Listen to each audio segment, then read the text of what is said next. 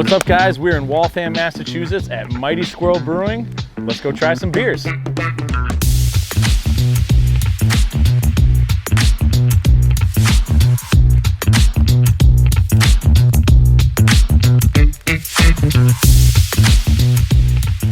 What's up, guys? Welcome to Beer Time. I am in Waltham at Mighty Squirrel Brewing. I'm with Adam Leibowitz, the head of sales and marketing. Adam, we're going to try a couple beers today, which I'm very excited about, mainly because this one has the, the beard. Yeah, I see a resemblance for sure, yeah. We actually picked this one up and had a joke about it almost a year ago. Absolutely. When we were picking out beers. But there's a lot of folks that look like this in our industry as well. So yeah, I think beer and beards kind of 100%. I'm a little behind this time of month, but I'm working on it. But yeah, no, I'm super excited. Which one do you want to try first? I think that's a good choice. Let's go with Dear George. Dear George? Absolutely. All right. And the Dear series is our single hop New England IPA series. Okay. Double dry hop all these. Dear George utilizes Mosaic.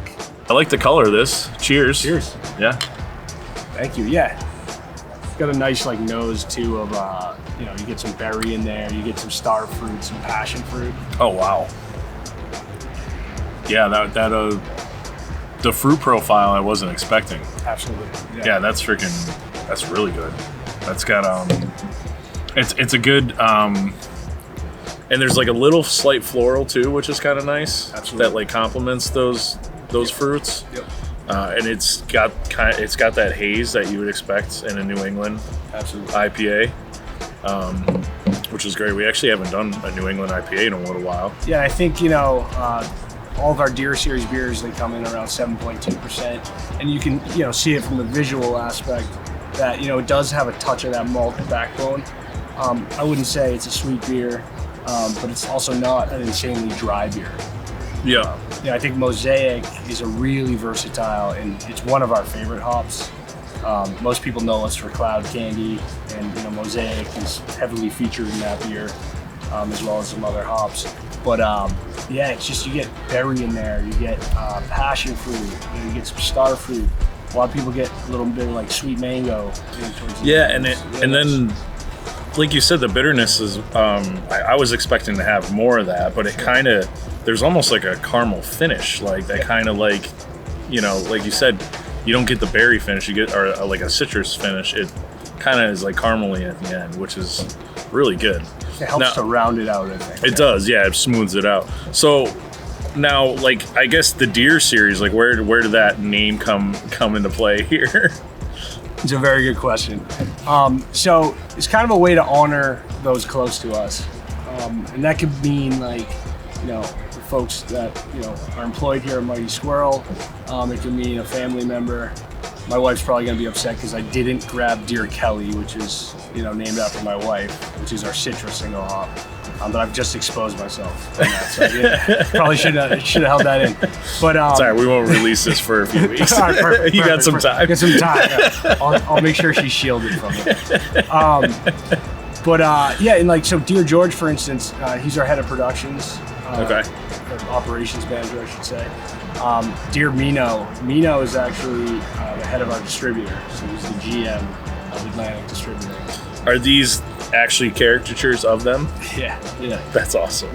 That's so cool. Mino looks a lot more intimidating than he really is. He looks like a mobster. He does in real life too. Yeah. Okay. But he's a lot less intimidating when you sit down with him. He's Okay. been a big supporter of our brand and one of our key partners. So. I guess if we're going to talk about names, where did Mighty Squirrel come from? It's a very good question. So Henry and Naveen, who started the brewery, really started ideating the idea of having a brewery, if that makes sense. And they came up with the name Mighty Squirrel because squirrels are mighty animals. And they would go to the beach and they would go grab some tacos from a truck. At this time they were living in San Diego. And the squirrels there, I guess, have a little different blood down there. They're a little more bold. Yeah. And they would just steal their tacos and almost throw them on their back and run off in a cartoon-like fashion. And again, this is when they're starting to brew numerous batches of beer in Henry's kitchen. And I think the craft beer industry as well, a lot of small guys. Squirrels are small, but they are mighty, and so that's kind of where a big part of the name came from. Is, we kind of view ourselves as part of that mighty group, taking on big beer and giving people more options. Awesome. That's great. I love that description. We have this space, this parking lot. We had an idea right off the bat. We love the idea of having trees around. Yeah. And I think we'd have more trees if our brewery wasn't positioned where it is. It's just always been something we liked. Well, even just the laying down of the turf just adds like a whole new element to it.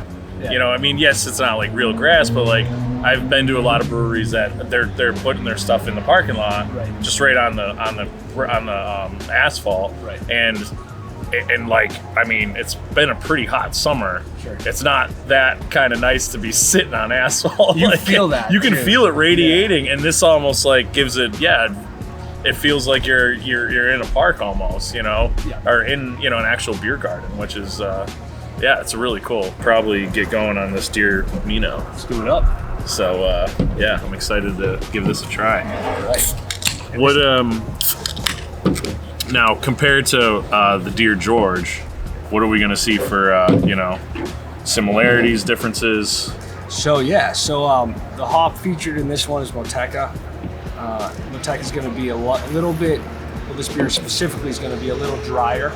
Okay. You're going to get more citrus. So if you think lime zest, maybe a touch of lemon, and then you'll get a little bit of maybe passion fruit as well in there. Yeah, and if you look at the colors, those almost the same, but like you said, this one had more of the caramel notes, which I think kind of come through. Yep. But very, very close in color. Yeah, and typically we try to keep the malt bill the same for all the Deer series, so that way you're really featuring that hop and letting people experience hops on an individual level, so you can kind of identify those hops. That's got a nice bite in the beginning right there. Yeah, it's like definitely right off the bat. Mm-hmm. It's and that's like the lime, zest kind of thing, I think. Yep. Yeah, almost like a clove-ish, like little bite to it, spice almost. Herbally in a way. Yeah, and then it smooths out again, really nice. Sure. It is interesting to me because coming from I'd lived in Seattle for 5 years, and like with Yakima Valley right there, sure. How our style of brewing is different in the New England area, and they're like most of the IPAs out there are very bitter. Sure. Like they're going hop forward, bitterness, and then you get over to the New England area, and I feel like they still have that, but they like to smooth them out, like with caramel notes, these citrus flavors that kind of like get away from that bitter at the end, which is, in my opinion, I don't know if maybe it's because I grew up in New England too, like I prefer that flavor myself. A little less of that grassy notes that you get from some IPAs, but these are smooth. Thank you. Yeah. Very good. Yeah. I think the best compliment from a brewing perspective that we can receive on these beers is that they're smooth and they finish easy. Mm-hmm. West Coast style. There's a place for that. We all love West Coast IPAs. Oh yeah. And we've been talking about it's hard because the appetite's been created in this region where, like, I don't want to say their West Coast style is out the door, but it's very rare. It is, and I, like I said, I don't know if it's because maybe our palates are a little different over here, but I have trouble having some West Coast style IPAs. I have a hard time having more than one because that bitter forwardness. Yep. But everyone I met out there was like putting down 5 or 6, and I was like, I got to go back to like a lager or something, or like a nut brown, something to like, sweet, something a little sweeter, and maybe it's the New England palate or something. I actually lived out in Portland, Oregon. For a little bit, and this is years ago. It was the same thing. West Coast beers everywhere, local breweries, and Rogue was big too. Now, how did you get into the industry? What was, the aha moment for you where you're like, this is what I need to be doing? the aha moment was I was, probably 9 years ago now. I was brewing beer in like a tiny apartment where I lived in Marblehead, and like literally it was like an attic of an old colonial, just 1700. No temperature control. Oh, it was ridiculous. Yeah, it was just none whatsoever. Throw buckets of ice in a closet. I'm talking like 500 square feet, if that. And a little homebrew system. And that was kind of my first batch of beer. It turned out awful. Yeah. But like prior to that, I'd been into beer and drinking other people's great beer. And then I just kind of like, I was a chef for many years. Mm-hmm. So I like indulging, and I like, cooking and creating and being a part of creation. And I needed out of the industry. Yeah. A friend of mine worked for a distributor up on the North Shore in the craft beer realm. And I got an interview. They had an opening. This is at Merrimack Valley Distributing on the North Shore. I had a great boss there. I learned a lot from her. And this is a couple years in sales for them. And then I went over to a small brewery down in Rhode Island to work as their brewery rep for Massachusetts, though. Gray Sail Brewing. Gray Sail? Okay. Yeah. I was gonna say, I know Storm is down there. Yeah, Newport Storm. Yeah. Yeah, no, Gray Sail is in Westerly, small family owned, great people. Captain's Daughter is one of their big beers. Okay, yep. And did that for a little bit, and then I don't want to say I got disillusioned from the industry, but as a guy that's like pushing his 30s, I was just kind of like, do I go start my own brewery? Like, that was a real thought in my head. Or do I want to like continue to be like a supplier rep? And I was kind of just a little bit thinking about going back to the kitchen, and I saw an ad on BevNet looking for a regional sales manager. And they sounded like very interesting guys. Henry and Naveen, the two owners. Okay. And their vision sounded interesting. And I sat down with them and for 9 hours total. Which is damn. Yeah. A few different. Hell of an interview. It was a hell of an Was interview. there any beer involved? Actually, there was. Luckily, there wasn't enough. But and our visions just aligned. And we hit it off, and they gave me an offer to take on their sales. And they gave me a lot of creativity. That's great. Here I am. So. Because you want people to feel like they're, part of the company they're working for. Sure. So if they do have that say, and maybe it comes down to the logo or a name of one beer, but it's something to hang their hat on and feel good about it. So they tell their friends, and it just kind of grows, and that's really awesome. I like that idea that you guys have created here, and it's worked so far. Yeah. We'll see. Yeah. We'll see. Yeah.